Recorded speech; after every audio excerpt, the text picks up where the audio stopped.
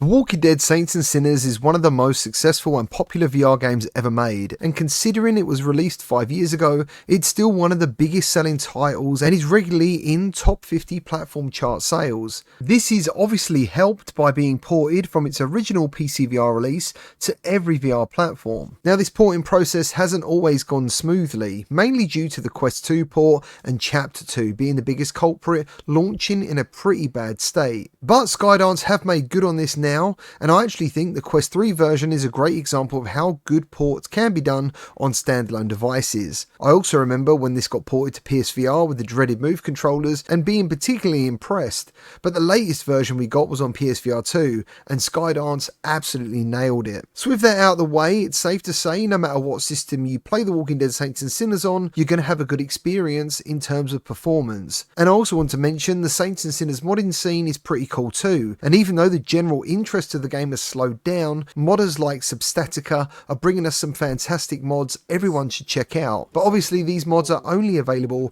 for PCVR users. I made a video using something called the God Phone, and for me this was an absolutely jaw-dropping experience. Oh, these are the hard ones. This is good. Woo! And most recently, Substatica has dropped a video showing a brawler mode, and it turns Saints and Sinners into a satisfying beat 'em up. All you need now is some Streets of Rage music and you're golden.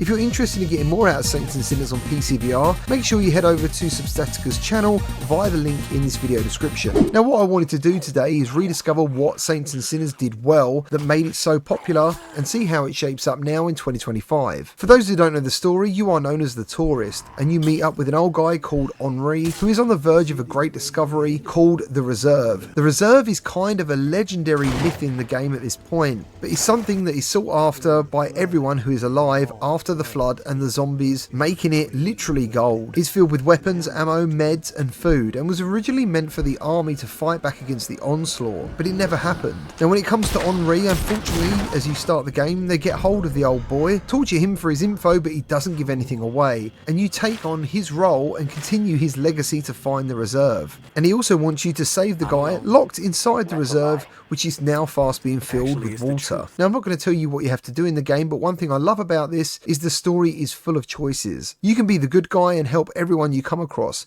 or you can simply shoot all of them, skipping much of the dialogue, and take everything for yourself, which in itself is a great reason to play the game at least twice. There's tons of unlockables in this game based on what you scavenge. For example, you might want to focus on different attributes, or unlocking more weapons, or unlocking more survival perks, and it literally depends on what you scavenge and how you focus on it. I personally always scavenge and focus on survival, so I can move faster while I'm crouched, I have more stamina, and a bigger bag. Things like that are important to me in this game. The weapons are also fantastic and really do appear to be made out of the stuff found in the world, like street signs and scrap and wire. All of this adds up to the feeling you're actually in this world surrounded by warring factions, and even though the game is all about zombies, the really dangerous part are the people left alive. Now if you want, you can literally shoot your way throughout this entire campaign, but playing it stealthily and doing the tasks to win favour with the different factions is also just as rewarding. There's tons of stuff littered around the world, and making use of the daylight of each day to get the most amount of loot in itself is very addictive. Every time you go to sleep and start a new day, the number of undead increases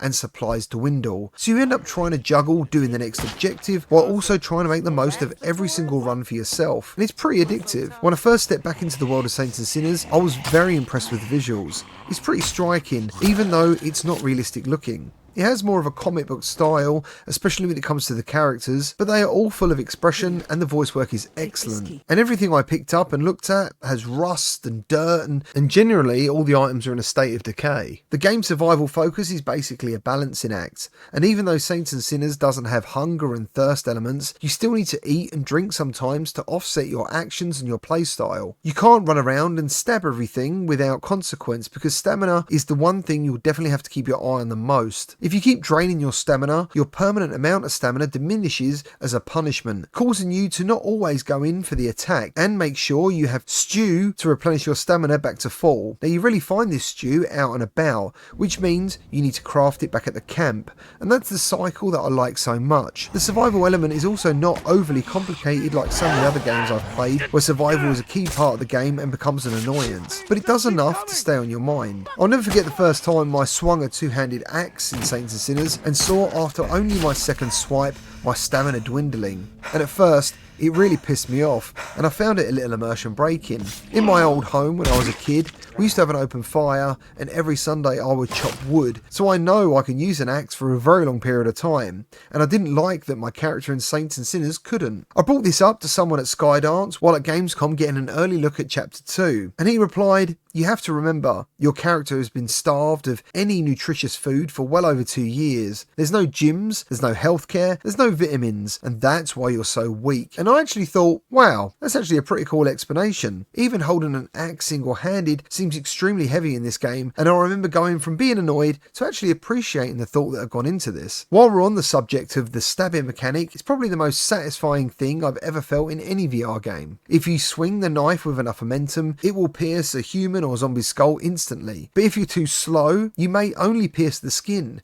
and this leaves you to have to thrust it again, which in itself is very satisfying. And then you have to pull the weapon out with force. It's things like this that just make the game not necessarily realistic, but just very satisfying. Health as a mechanic is dealt very similarly to as the stamina, but if you play smart, it's very easy to manage, and you'll find many small bottles that give you full health back while you're on a run, which in itself is very different to the stamina. The weapons also break and can't be repaired, and some can be found, but the best ones are usually only available through crafting. Another thing that stood out to me today was how the zombies are a threat to everyone. Regularly you'll see NPCs being attacked or trying to protect important areas they're fixed in, so I started doing things like getting the attention of zombies and luring them into the NPCs' camps, and while they're busy dealing with the zombie, it made sneaking into these areas even easier. And if you've never played this before, you'll have a watch on your left wrist, and this will let you know when the bells will ring. And when those bells ring, the zombies go absolutely crazy. So basically, you only have the daytime to search around and complete your mission. It's all these little things that overall I feel this game definitely still needs to be celebrated, and I can see why it's still so highly regarded by the community. It's been a great game to replay today, and if you haven't picked it up or played it in a long time, I would definitely say it's worth jumping back into, because there's still not many games where you just feel so connected to the world and the items in it. And there's quite a deep story if you choose to play the game that way, or you can simply murder everyone. And both these playstyles are very rewarding and, more importantly, super fun.